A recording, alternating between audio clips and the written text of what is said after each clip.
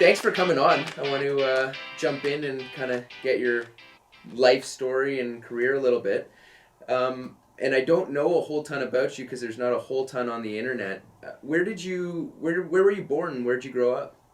Well, I grew up in a small little farm town north of Edmonton, about 40 minutes, a little place called Westlock. And my folks had a dealership there, motorcycle dealership. And it was a Suzuki and Polaris, actually, is what it started off as. And they were a pretty young couple. And my dad did it or my mom and dad got into the dealership because they just liked motorcycles. And that was a way that they could, finance it, or basically as if they had the dealership and was working on bikes all the time and snowmobiles, and we always had access to those things. So did your dad have another job during that time, or your parents have other jobs during that time? No, that was it. That was what they were doing? Yeah, Dad did at the start, did the mechanical side of things and did the sales, and then my mom did the parts and probably sales too. So they both wore multiple hats throughout the entire dealership, its lifespan. But it was cool though. Like, we raced motocross or cross country every single weekend in the summer. It was usually alternating, 1 weekend motocross, 1 week cross country. So two different disciplines, or quite different disciplines. And then in the wintertime, they'd work all week and then go and race, leave Friday night and come back late Sunday night, be to work on Monday morning. And then in about, I would say in, I think 1985 maybe was our first kind of trip to the mountains in Valemont, and that changed all of us. We just wanted to be in the mountains.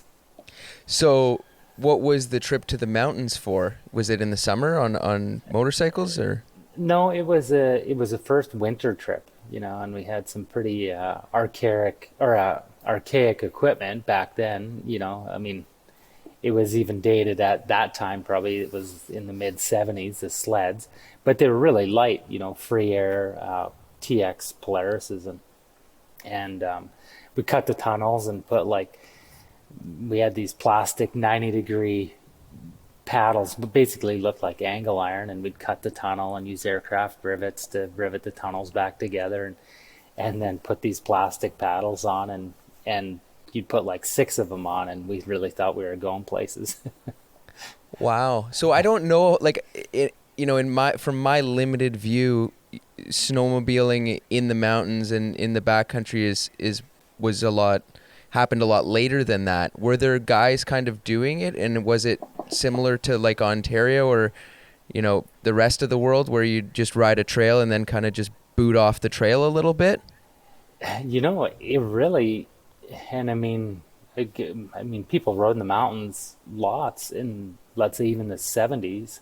Well, maybe not lots, but they would just go at different times of the year. It was April, May, even June. Once the snow started to firm up, then you could take in a LAN or whatever up there, because the snow was so hard. Right. And everything's filled in, and away you go. Whereas, nowadays we go in December and we're looking for powder that's eyeball deep or chest deep. In the old days, like in, let's say, the 80s and even in the 90s, there started to be some good mod sleds, but in the before the 90s, I would say they were pretty rudimentary, and if the snow was much deeper than thigh deep, it was just epic, man. You had a hard time going anywhere, Right. So obviously you had, and I'll give you a little bit of an intro before we jump into this, but obviously you had a killer racing career, and you were racing every weekend. Were you fast right away? What, did you have a bunch of success? What hooked you? For the racing, really it was, to be totally honest, I was watching a video in Mom and Dad's dealership. It's 1993. And by that time, I think 93 was our first year, we had Arctic Cat as well as Polaris. And there was this videotape, and it was like all-terrain racing or something. And we'd never seen anything like that, because in Alberta, there was just oval races pretty much, or maybe the odd cross-country race. So I didn't even know snowcross existed. And there's this Kirk Hibbert guy, and, he's like winning all the races, but they're all sitting down. And we rode sleds that had really crappy suspension, and we rode lots of motorcycles. So if you sat down on the sled, you just get your back pounded out. So you either kneel on the sled or stand up, in this awkward position because the bars were so low. But when you rode in the mountains, you stood up all the time because the sled's going through the snow, with the skis in the air because it's so short and the snow is deep. You couldn't see over the hood if you sat on it. Like, they didn't actually go flat. So yeah, anyways, to kind of go to the racing was, we seen that videotape and didn't know anything about snowmobile racing other than ovals, and just kind of thought, oh, that's cool. And, I think it might even been later than that. It might have been like 95 or 96, actually, when I seen that video. And then we just kind of started looking around, like in Snow Week, and seeing, oh, wow, there's these things called snowcross races. So we should check those out. And basically went to a few really small ones in Alberta, and just happened to be right place at the right time. Jamie Ansu, our business manager at Blair Morgan Racing, he was still the director for race department at Arctic at the time, and he came to this place, Edson, small little place in Alberta, and he was looking at Blair, and Blair was pretty fast. I think he maybe was second or third in the pro class, and this is 1997, and I was riding the semi-pro class, and I don't even know if I don't know. I think I got taken out by this another fella, but I was standing up too, and I think Jamie just seen us both standing, and he's like, okay. He's like, I hear all about this Blair Morgan kid, and there's this other kid that's standing, and obviously doesn't know what he's doing or doesn't have the sled set up right, but I think he's got the right idea, and that's really was the start to racing, So so you saw the tape. Let me back you up a little bit. What was like your first snowcross event, or, you deciding, hey, I'm going to go try this? Yeah, I think it was that one in Edson, actually. Okay. And that would have been in 1997, like on a ZR 580, which is not a snowcross sled, but he's riding the 440s, but I wanted to ride it in the mountains still. And I didn't realize that for snowcross, they were distinctly different, lighter and just better suspension. And I didn't care because I just wanted to ride it in mountains too. How did you do that first race? Yeah, probably had a steep learning curve. I had pro taper bars on because I thought, oh, well, stand up like a motocross bike, but I didn't realize that you had to sit down to turn.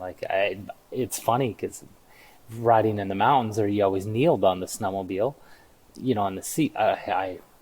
We never experienced sitting down and turning. Like that was new. So, the setup we had was all wrong or whatever, which is kind of funny, and it's funny mountain snowmobiles went to that, in the days where they had the big ape hanger bars, and that's what I had snowcrossing because they were just pro taper motocross bars. And then, I realized that you actually had to sit down to turn the snowmobile, and I had to learn that part. Right. Did you know Blair before those races? Yeah, I knew Blair from probably a couple years before in motocross. We'd cross paths, and maybe really early in his career, we were, I'm just trying to think if we raced on 80s, maybe in like, mid 90s or something like that. Late 80s, early 90s. And then, he progressed so much faster. He just had such a awesome racing mind, or just mentally he was on a different plane than everybody else. And so by 1997, he was already, I think he was a national champion, maybe 1 or 2 years already in the expert class or pro class and motocross, and that certainly wasn't where I was at. So, right. So, you get picked up almost right away by this Arctic guy saying, "Hey, I want these two guys on my team." Yeah, so that was 97, might have been the end of 97. I think I went down and did one race in Wisconsin, and I drove down in the back of the pickup, by myself. And my dad, couldn't come at the time because it was busy season, sled season. So I just put a little toolbox in the back of the truck and headed down there on this road trip. And, I didn't know anything. And at that time I had a 98 ZR440, the race manager, Jamie Ansu. He says, if you're going to race, he's like, I'll give you a deal on the sled, but it has to be a 440. And I was like, oh man, how's that going to work in the mountains? And he's like, get the mountains out of your head. You're going racing. So anyways, we drove down there and they helped me get sorted out, and I rode in the semi-pro class, and I don't even remember what the results were, but probably mid-pack or something. And just really far out of my element, because I never raced snowmobiles before. Raced lots of motorcycles, but just never really even seen a snowcross track. Didn't think about taking a snowmobile on a motocross track, because the stuff we rode previously, they had nowhere near the suspension capacity to do that. And it wasn't a fantastic start really, but I think Jamie's seen something, and further helped. And 98, that was maybe in January, February, and then I think in would have been the spring, we went to West Yellowstone, and then my dad came and helped then, and we actually had some better placement there. And Jamie's like, okay, you're going to race the pro class. And I was like, oh my God, I'm so old class, like my second or third race or fourth race. Like I have absolutely no business racing in there. But the track was actually all natural snow. So it was really rounded, and I was in good shape actually had reasonable results there. And I was shocked that I had, I don't know what I got, maybe 5th place or something like that, or 6th place or something, but it was like all the big pros, right? So I was whatever, I guess, started to kind of figure it out then. And then Jamie, for 1999 was when we were factory Arctic, and he said, okay, if you come and you have till Christmas, if you're not inside the top 10, you go home. He's like, if you're in the top 10, you can stay for the rest of the season. So I think I was in top 10 inside of 2 of the 3 classes, because they had a 600 class back then. And that was kind of the start of it. So what did that, I guess, career path, if you would call it that, even at that time look like? Was there anyone making money, being a pro? Like, it's such a niche sport. Yeah. I think it was the transition of like the really grassroots racing part of it, where it's a mom and dad and they're in a box van, and there's a few people that have trailers, but it's like the trailers are full of, they're cooking chili and doing all the stuff, and it's quite a social atmosphere. And that was probably the tail end of the 90s. And then once it got into the early 2000s was kind of the heyday, and the factories were throwing tons of money at it, and then it became that, we timed it right, or we were in the perfect time of the curve of when it got to be really popular. So in the early 90s, there probably was some guys making a few bucks at it, not like you'd retire on it, but you could probably pay for your entry fees and stuff like that. But by early 2000s, and mid 2000s, you could actually make some decent money, like I'm sure Blair and Tucker, I think, did really well. But, if you trained hard and rode hard and had good factory help or good help and lots of good sponsors, like you might make $100,000, in a season, which is pretty good for a young kid. provided you don't get hurt or all these other things. But Right. I mean, looking back on some of that footage, injuries had to be a huge part of it. Like, you guys are just banging around those tracks with, by today's standards, no suspension. yeah, it's funny. Like, there was some injuries for sure, but not as many as you think. Like, and to really speak to the injury, it's in the early years where they had just real snow, and a lot of those places, they would use the snow from the parking lot removal. They dump or once they clean the snow out of the parking lot, dump it in an area, and then they'd build these snowcross tracks with this snow.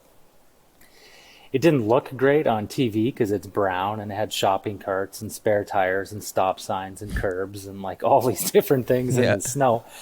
But the cool thing is the bumps were always rounded and they never got sharp edged and there was no snow dust. Right. So really you could time stuff pretty good and the injuries weren't that bad. It's when it kind of first transitioned to all the man-made snow. When you have the powder max, the chemical that's and they mix it with the water and it's just like a carburetor. You got to have it jetted right, and it's -2 to -15 is the best snow yield. And what happens though is when it falls and then they go over it with the groomer and the sleds go over it, it'll actually start to separate and all the water content goes down and turns into ice blocks, and then it's the powder max, the chemical will separate out of it and stay on top, and then it's pure white. It looks like snow, but it just has consistency of flour, so nothing stays rounded and it all becomes very square edged or very sharp, and then it's hidden by this 6-inch or 9-inch layer of just dust. And the snow dust, it just hangs and hangs and hangs in the air. So when you're first learning that, they put spruce boughs down on the jumps and carpentry chalk on the face of the takeoffs and landings so you could have some kind of depth perception because it's totally the white room. And it took a little bit to learn that. And then sometimes you'd be going and it's nice and smooth and you think it's going to be a nice face of the jump and it's like an 18-inch square ice chunk underneath there. So that's where, it was a learning curve. It wasn't these big high-speed get-offs. Usually it would just kind of you're riding blind and then the sled gets ripped out of your hands, and that's, I think, was more of the injuries like that. Right.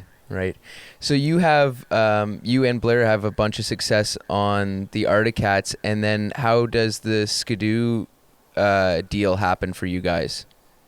Well, it was 2001 and it was in at X Games in Vermont at the time. Yeah. And snowcross was over, or that event was done, and Blair had won it, I think, or did Tucker win? I can't remember. I should know that. But I think Tucker actually won that one. But anyways, BRP flew Blair to the Valcour, and I don't know if they showed him the Rev at that time, and they said, we want you to be part of the team or the introductory when we release this sled. And so explain, let me jump in there, explain to people who aren't really in the know how big that was, that chassis. Well, yeah, that was the Rev, and basically, we had seen what Arcticat had in the prototype stuff because we'd rode it and stuff, and we assumed that Polaris was probably somewhat close. And we didn't really know. Skidoo kept such a good secret about the Rev, and the A-arms, and because they were still trailing arm suspension, and, they were kind of dated on the chassis. It was reliable, but just not the most precise handling. Not like an A-arm. They had good motors, though. And so anyways, when Blair goes there and sees the Rev, and it looked so drastically different than anything that anybody had ever seen before. And, the motor was moved down really low, the riders moved forward, and it was basically the closest thing to a motocross bike that had ever been built in a snowmobile form. So right away he knows like, oh, that looks like it makes sense. And, you know, Blair doesn't say very much, so he kept a good secret, or, you know, or whatever, didn't spill the beans. And it came to the fall of 2001, and we were at Heydays, which is like the biggest grass drag event and kind of the kickoff to winter, and it's a huge event in just north of Minneapolis. And we go there, and we didn't know if we were riding Polaris or Skidoo. You know, we had no contract with either one of them, and they signed the Friday before. And Blair knew what the sled looked like, but we didn't, and he didn't say too much. So everybody else in the team is like, oh my God, are we doing the right thing? You know, like, you know, Skidoo hasn't had any really outlandish mods in the last couple years. Like, are they just the same old thing?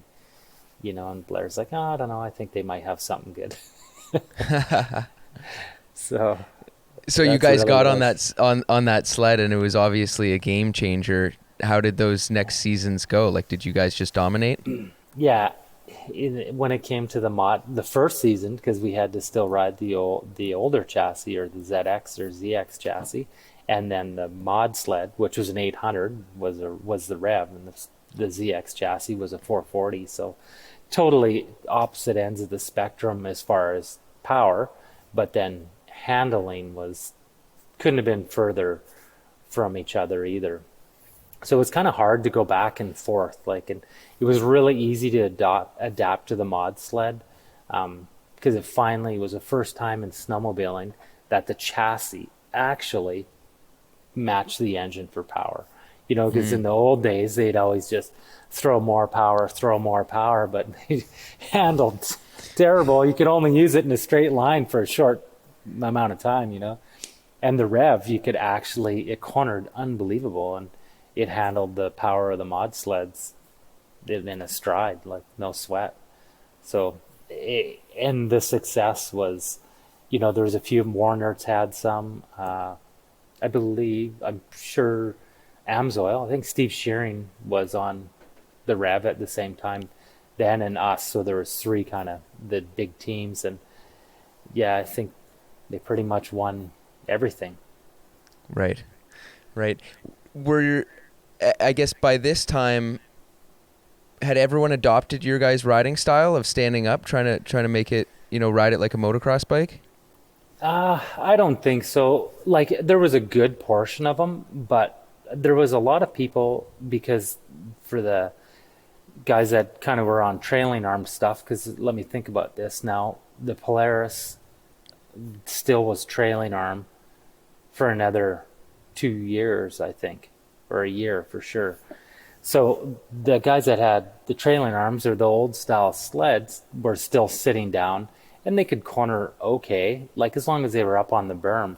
But with a Rev, you could stand up and like double into a corner and land with the skis turned and just lean. And as soon as the gas or track hit the ground, you could just grab the throttle and it would still steer, or you could lean back, like it was really neutral chassis. So you could lean back and just wheelie off the next bump or whatever. Whereas you just couldn't do that on those other chassis. They weren't precise enough, and they didn't physically turn sharp enough, and they just couldn't handle the bumps or that aggressive of G-outs, you know, if that kind of makes sense. Right. So during that time, I guess, not to put words in your mouth, is that kind of the peak of your racing career? Oh, for sure. That, like in 2004, 2003, 4, and 5 was the highlight of my career for sure. It was a perfect time. We were on the perfect team. Like we had, and it wasn't just the riders, it was all the people in the background, like the mechanics and tuners and everybody, the business people that put that part of the team together, and all the auxiliary help that we had. And the sleds were awesome. And really it was the heyday of the sport, I think, too. Like, it's still super cool now, and those kids lots of them are in good shape right now, and it's pretty exciting to watch. But in those days, it was unique to have the 800 mod. Like, they were tons of power, they had lots of bottom end, and they had everything. It's like a raunchy big block, like they just hit really hard. And it's fun. And they sounded wild, twin pipes, and some of them spun to $9,000. So it sounded awesome, and the sleds now are cool, but that really was, there was no rules, and there was some really cool stuff. I would say probably in that early 2000 stretch too, where, CNC machines were starting to take off. There were some people that would show up at Duluth with like Jesse Stragg had a completely CNC'd chassis.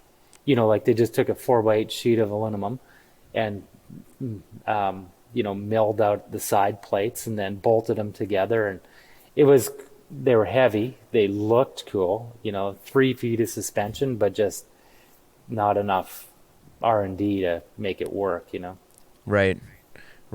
So I assume you're doing that full time, as a Bombardier rider there. And are you kind of are you looking to the future saying, hey, I can't do this forever. I won't be able to make a living racing snowmobiles forever? Are you looking ahead, or are you just kind of soaking it all in, winning X Games? Yeah, well, X Games is only one day of the year. The other 360 some days of the year, it's reality. But it was good. And when I was young, let's say in the first part of the career, was definitely, I didn't have any expectations, so I was just try my hardest, and we had some good results. But then once 2004, 2005 rolls around, and 2004, I crashed in the Fargo Dome. We had these TPS like on the carburetors that would change the ignition timing.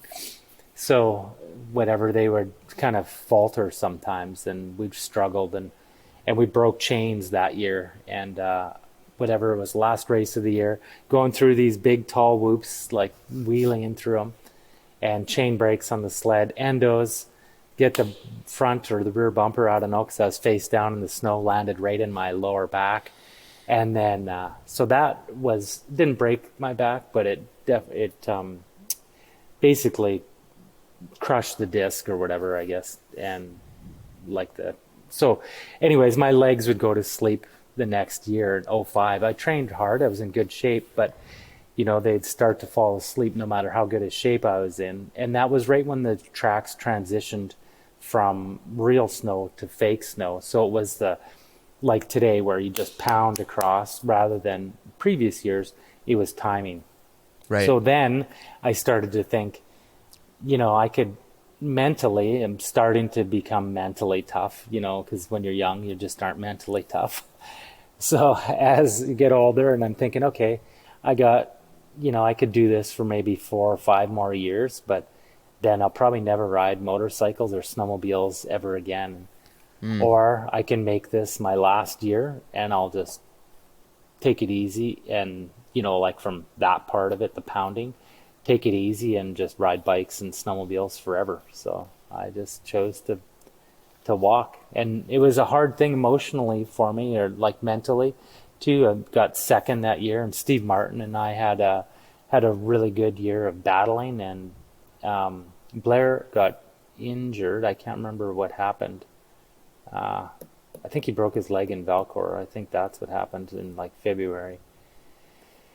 Anyways, and so yeah, that was the thinking forever, or thinking ahead, and now think it's 2005, and I think, okay, this is gonna be my last year, and I'll give it everything I have, and then I'll see what comes after this. I knew I wanted to stay inside the snowmobile industry. I just didn't know where. So. Right. Yeah. So you didn't have kind of a grand exit plan. You were shooting for longevity and continue stretching the fun out. Yeah, exactly.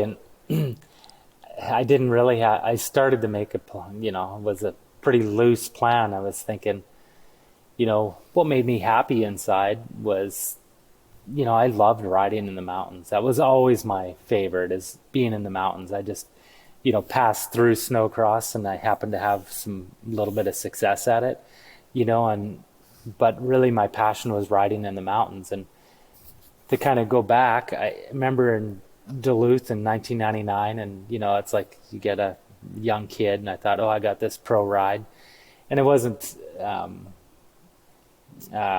like bragging about it, but I was just standing on the finish line, or the start finish line jump at Duluth, and looking at all the crowd of people, and thinking, like, well, at least I made it to here. I'm even got to ride here, and I was grateful for that, and I appreciated that. And I just thought, it'd be cool as if I could show all these people in the stands what it was like, or the feeling that I got from riding in the mountains. And I kind of went racing and forgot about it for about 10 years pretty much, and then started to go down that path. Because it is empowering to watch people be successful in the mountains, and when they get up and see these beautiful views, and it's the personal achievements and accomplishments, and we're really good at stretching people's context, and that's what I don't know, it came later on, I guess. But it's funny, I had that sparkle or the thought early on, and then I never thought about it again for 6 or 7 years. Right. So you started, well, I guess let's back up. Can you tell the audience about what you're doing right now, and I guess the genesis of that? Well, now we have, in about 2009, we started Carl Kuster Mountain Park, or CKMP, and it's just it's a facility out in the mountains. We're just outside of Revelstoke. We're right on the edge of the Shuswap Lake, so we're got awesome summer and vineyards and wicked motorcycling, and then really we look out the other side of the property and it's mountains and huge snowfall. So we're right in between two regions, which is pretty cool. And we take people out in the winter on snowmobiles, and we take them out on our tenure, all these different mountains, and just show people a awesome time. I think it's a special thing to be out in the mountains. And for me, it really resonates, like no matter what's happening in life, you can go out, and when you're sitting on top of the mountain and it's fresh powder and you're doing all these fun downhill carves and just riding the sled, it's a really fulfilling thing, and sharing that is just as fulfilling. Right. So you guys started in 08 or 09. Like, how big a leap was that for you, I guess, as far as a career goes? Yeah, well, we had a little place, and my family had looked for 10 years to buy a piece of property in BC, because my dad lived in BC when he was a little kid, like from the time he was maybe 10 to 15 or something like that. And he always longed to be back in the mountains, and we all wanted to be in, my mom, dad, and sister, and we all wanted to be back in the mountains and enjoy it. And so we found this little place in Malaqua, and it's kind of like a farm, and it had a little mini mountain on the property, and then literally right out the back door, it goes right up to the top of the mountain. So we just started, I sold everything in Alberta after I quit racing, or retired, I guess. And it wasn't retired like with a huge financial leg. It was like, okay, I did good on real estate when I sold my house in St. Albert. And so I came here and I fixed the place up, and, I thought, okay, well, maybe we'll have people come out and we'll start, guiding or showing people around. And really, it started from humble beginnings. We had a little tiny shop, it was wood fired, and we still have it. It's our kind of maintenance shop for the property, and it's got lots of character. And it just grew in baby steps, really, until we landed in this building. In 2011, we built the main lodge and shop, and that was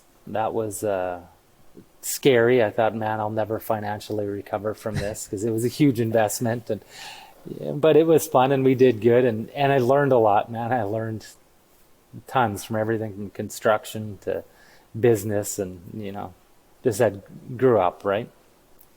Yeah. I mean, because right now, your facility is it has to be the premier spot for people to go snowmobiling. You got Ken Block, who comes up every year. You've got this giant fleet of brand new sleds, sometimes some Skunk Works hill climb sled sitting in the corner there, and a beautiful spot upstairs, catered dinners and whatnot. And you've grown it to it has to be the the premier spot to go snowmobiling, would you say? Well, I don't. Or as far as yeah. I think we really strive to be the best experience from everything. So from the time they get here, from the food or the atmosphere, the snowmobiles, the guides, the where we take them, the views, and when they come down, the meals, and I always strive, and maybe that's for the racing, you always strive to win. You don't always win, but you should always strive to win, and sometimes you might. And so I think we've got a really great team, and I think that, there's probably no other experience in the snowmobile world that's like this.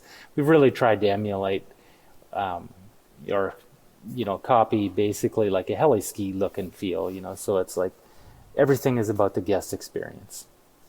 Right.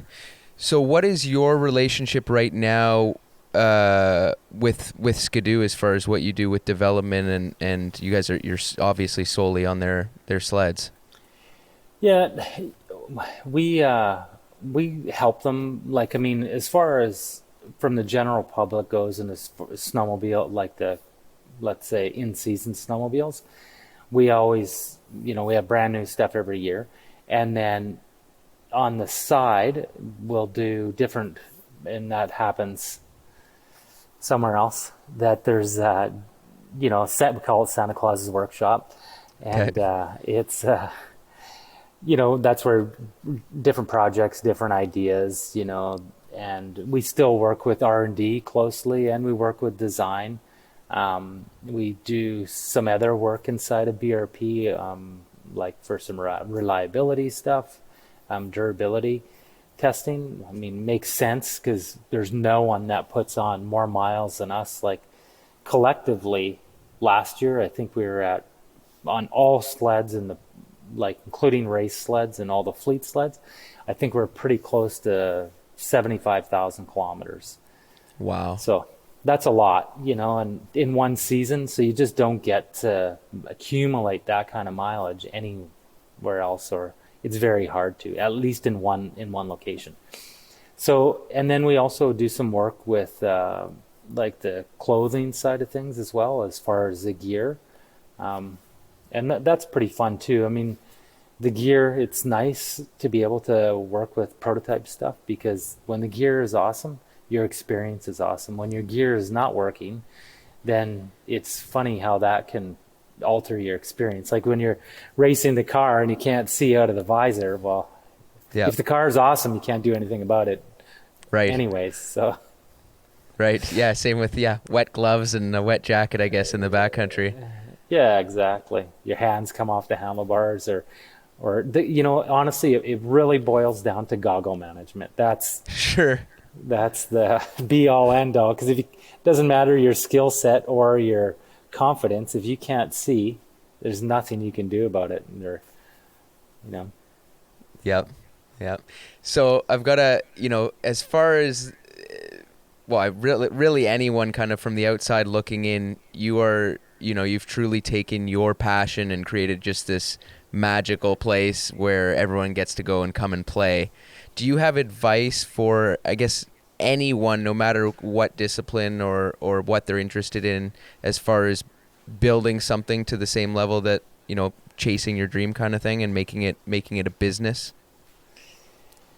Yeah, it's like, what would I do different? And,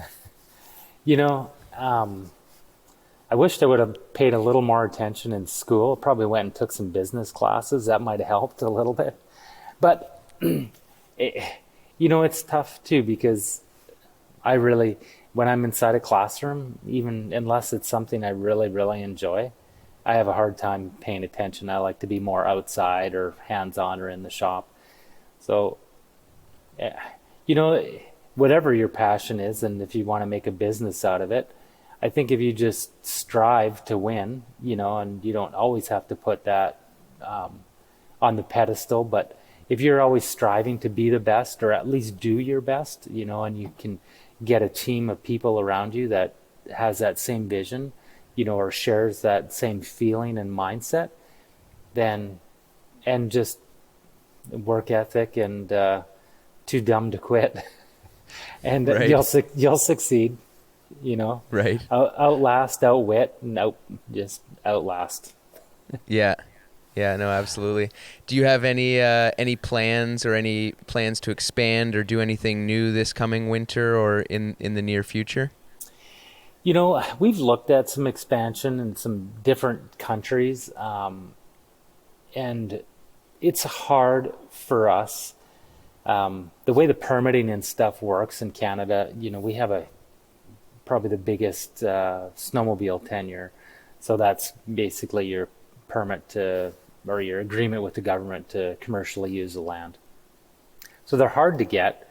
We had to write a 800-page manual on, operator's manual on, for everything from flora, fauna, wildlife, everything inside of that. And to do this in different countries, they're just not set up the same. Like, the US, there just isn't the space for that.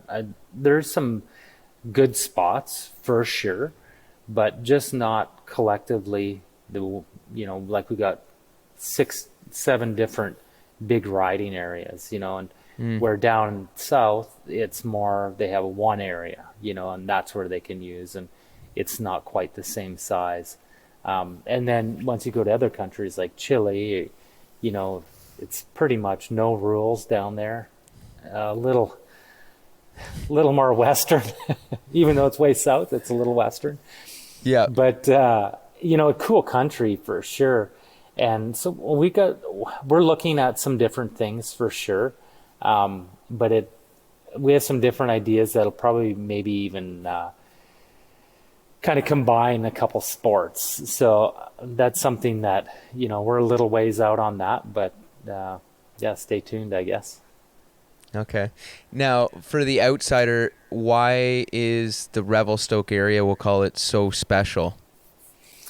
The Revelstoke area, what makes it unique is that's basically the furthest inland rainforest in North America. So you get huge precip in the winter, but it's cold enough that it stays cool, and we're really between -2 and -12 all winter Celsius. So that's like probably in the mid-teens, -2 would be about 28 degrees Fahrenheit, down to, I don't know, the mid-teens Fahrenheit probably. Yep. And so when you're in those temperatures, when the precip comes, it's always snow, and it comes more frequent. When it gets colder than that, for us, it just doesn't snow. That's when you get these, high pressures, and it clears all the clouds out. So we're really, like, geography wise, the lake systems and the peaks, the height of the peaks, the way the weather moves in off the coast, it shaves all the snow off as it goes through the Monachees, the Purcells, the Selkirks, and just dumps all the snow. And it's just the right area to catch the snow, I guess you could say. And when you look at different regions that have, mountains and snowpack, we also have a really nice blend of where the tree line ends versus how tall the mountain is. So if the mountains here, the high ones, go to, let's say, 10,000 feet, but our tree line ends at like 7,500 feet, let's call it. So, you start to ride the good tree riding at like 5,000 feet. So you got lots of tree riding and elevation wise, a couple thousand feet. And that's for early season when you can't see and it's snowing and the visibility is not great. You play around in the trees, you have depth perception. And then on nice days, you can go up high and you can see in the big open alpine. Whereas you go further north, the tree line gets lower, gets way tighter, and then if you don't have sunny days, you can't use the alpine, and the trees are too tight to ride in them. Especially you get to Alaska, there's no trees, but spring riding is awesome there. Right. Or they get wicked days when it's sunny, but if it's flat light, it can struggle. And then, as you go south, it's the tree lines going higher and higher. You could be, 10,000 or higher of the trees in Utah and Colorado and these places, and they grow a little tighter. There's still good riding for sure all over, but it's really hard to beat where we're at here. It's old growth trees. It's we've won the lotto from a geographic standpoint. All right. Yeah. Right. Something Right. like that. Yeah.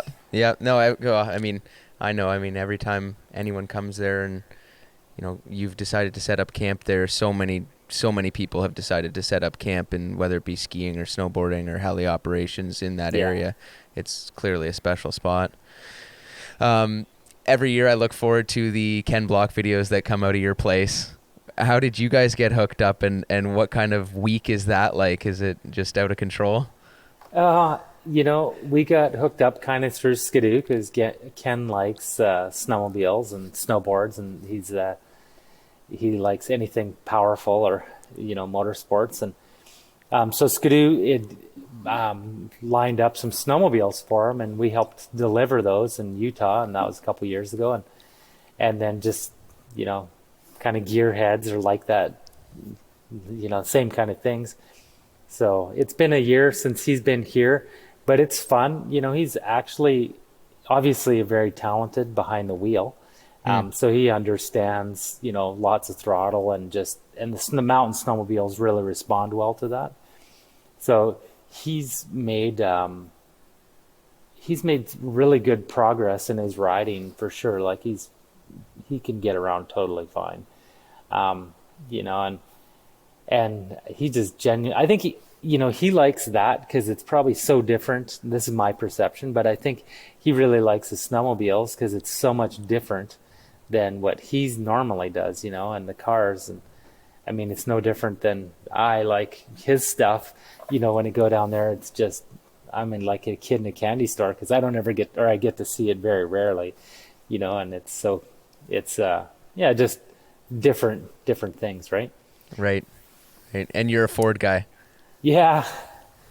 I like all the old racing history, but I do. I like the Ford stuff. Mostly the Shelby stuff because it was the racing history, and my uncle always, had magazines and all the Shelby paraphernalia, and I, remember as a little kid reading about GT350s and Cobras and GT40s, and and I sometimes wish I grew up in the 60s, man. I would have pushed a broom at Carroll Shelby's shop out and did anything to get in there just to hear the cars. Absolutely. You and my brother would be side by side there, sweeping the shop. Yeah, exactly. Yeah. Well, you got to, next time you're in Toronto, you got to come by and see we've got a bunch of cool stuff. We've got, prototype Shelby stuff, GT40s, and come out and have a look. Yeah, for sure. I know Blair was asking if we're going to go to the Toronto Snowmobile Show. I don't know if Skidoo's got us pegged to head out there or not, but if we do go out that way, definitely I'll stop by. Yeah, right on. That's all I have. Go ahead. Oh, I was going to say, you guys plan on doing any visiting out here in the winter? So I've got a baby due either, I don't know, tomorrow, the next day, the day after. So anytime now. So we'll see how that goes. So maybe later in the season we'll pack up and come out. Do a quick ski session. Yeah, we'll do like a week or two. Our sleds are still living in Revelstoke, so I'll have to pull those out of the trailer and fire them up and get them out at least 1 or 2 days. Yeah, awesome. Well, if you get out this way, look us up. Yeah, no, for sure. Appreciate you coming on. Do you have anything else to say to the audience, or let the people know where they can find you? Oh, yeah, I'm just thanks for having me on. I appreciate it. And if you wanted to check us out, you can just go to carlkuster.com. Right on. Thanks, man. I appreciate it. No problem. We'll see you later.